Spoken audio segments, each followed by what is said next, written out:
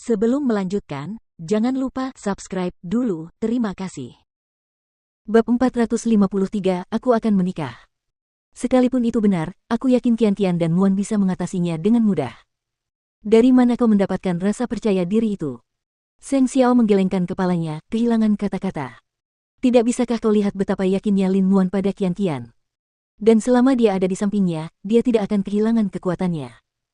Singkirkan pikiran-pikiran manismu yang konyol itu dan bantulah mereka lebih banyak.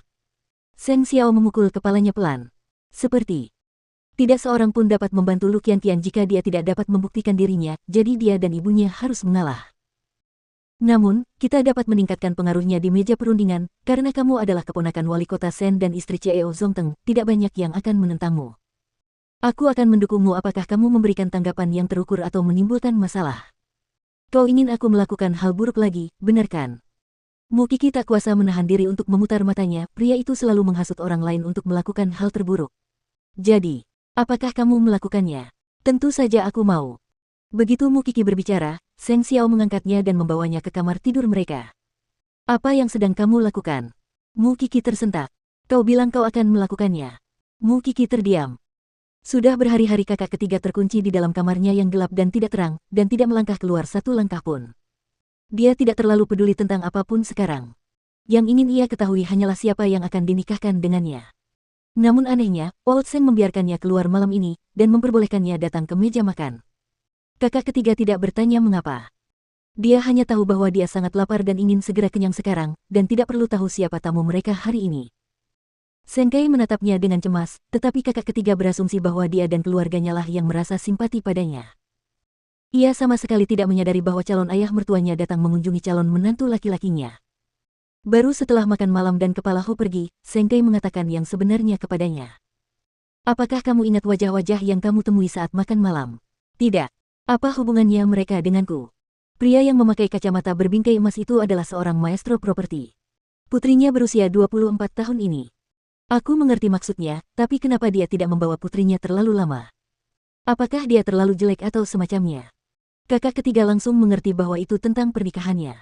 Pikirannya hancur karena kecelakaan 2 tahun lalu. Sekarang, kecerdasannya seperti anak berusia 11 tahun. Kakak ketiga terdiam, dan tidak dapat memutuskan apakah ia harus tertawa atau menangis mendengar itu. Begitu ya. Jadi aku bahkan tidak pantas mendapatkan wanita normal. Kakak ketiga. Seng Kai menatap kakak ketiga dengan khawatir, tetapi tidak tahu harus berkata apa. Meskipun kakek mereka sudah bertindak terlalu jauh kali ini, siapa di keluarga Seng yang berani bersuara? Aku akan menikah. Bukankah aku seharusnya bersyukur selama tubuhku tidak dipotong-potong? Kakak ketiga tertawa meskipun sambil menangis. Meskipun Seng Kai juga tidak tahan, dia menasihati kakak ketiga, kamu masih bisa mencari gadis manapun yang kamu suka bahkan setelah kamu menikah. Orang tua itu tidak akan peduli selama kamu tidak bercerai. Tidak. Aku akan memenuhi tanggung jawabku sebagai seorang suami karena aku akan menikah. Tidak masalah apakah dia buta atau tuli, aku akan merawatnya sampai akhir selama dia menjadi istriku. Dengan kata-kata itu, kakak ketiga kembali ke kamarnya. Kalau dipikir-pikir harga perut kenyang semahal itu. Sementara itu, di keluarga Hu, kepala suku Hu terbukti sangat senang dengan kakak ketiga, dan terus memuji betapa tampan dan berbakatnya dia di hadapan istri dan putrinya saat ini. Xiaoran pasti tidak akan mendapat masalah jika dia menikah dengannya, kan, Xiaoran? Huran sedang duduk di lantai dan bermain dengan boneka putri kesayangannya, dia hanya memiliki kecerdasan seorang siswa sekolah dasar meskipun dia sudah berusia 24 tahun, dan sama sekali tidak mengerti apa yang dikatakan ayah dan ibu tirinya. Dia hanya bisa menunjukkan senyum konyolnya. Saya hanya berharap tuan muda ketiga tidak akan menindasnya, atau saya tidak akan mampu menghadapi arwah ibunya. Oh, kamu terlalu khawatir. Lihatlah nona muda dari keluarga Gu yang menikah di sana, dia menjalani kehidupan yang sempurna sekarang. Ibu tiri Huran meyakinkan suaminya. Masalahnya adalah putri saya tidak punya pikiran. Papa Hu tidak mengatakan apa-apa lagi, tetapi jelas dia senang dengan pengaturan itu. Tetapi meskipun ibu tiri Huran berpikir bahwa perjodohan itu dilakukan demi kebaikan Huran, tetapi dengan bagaimana keluarga Seng sering melahap orang secara utuh, bagaimana Huran bisa bahagia menikah di sana? Larut malam, Huran dibawa kembali ke kamarnya oleh pelayannya dan dibujuk untuk tidur. Setelah para pelayan pergi, Huran membuka matanya lagi, tetapi tatapannya tidak naif atau polos seperti yang dia tunjukkan di ruang tamu. Dia segera bangkit dan berjalan ke komputernya, dengan cepat menggali informasi tentang kakak ketiga. Dia memutuskan dari foto-foto itu bahwa calon suaminya itu memuaskan. Kalau kakak ketiga mengganggunya, dia akan terus bertingkah gila sehingga dia tidak akan punya harga diri selama sisa hidupnya. Namun jika kakak ketiga ternyata orang baik, ia akan mengatakan bahwa ia tidak benar-benar gila dan hanya terpaksa berpura-pura demi mempertahankan diri. Bagaimanapun, kecelakaan mobil 2 tahun lalu adalah rancangan ibu tirinya. Dia mungkin tidak akan hidup jika dia tidak melakukan tindakan bodoh itu. Sebenarnya, apa bedanya situasinya dengan kakak ketiga? Meskipun semua orang mungkin menganggap pengaturan ini konyol, tetapi bagaimana jika pada akhirnya terbukti bahwa itu adalah jodoh yang ditakdirkan? Dan sekarang, yang tersisa bagi kedua keluarga adalah membuat pengumuman. Setelah tanggal kremasi Papa Lu diputuskan, anggota keluarga Lu lainnya datang untuk berdiskusi dengan Mamamu tentang pengaturan selanjutnya untuk Su Holdings. Karena tidak ingin membiarkan Lu Qianqian terlibat dalam diskusi orang dewasa, Mama Lu menyuruhnya naik ke atas bersama Lin Muan untuk beristirahat. Papa Lu tidak meninggalkan surat wasiat, yang juga berarti bahwa Mama Lu adalah pemegang saham terbesar di Su Holdings.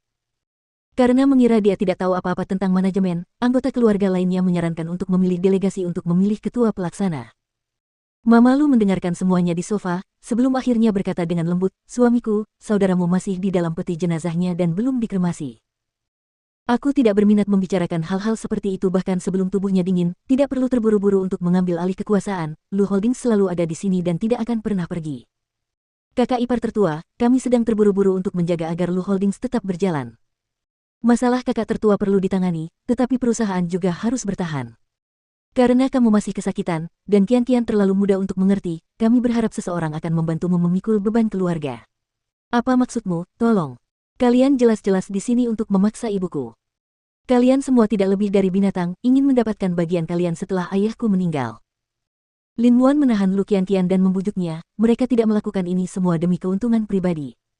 Mereka ingin melindungimu dan ibumu juga." "Bleh. Aku baik-baik saja. Perlindungan siapa yang aku butuhkan? Bagaimana dengan milikku?" Lin Muan bertanya balik.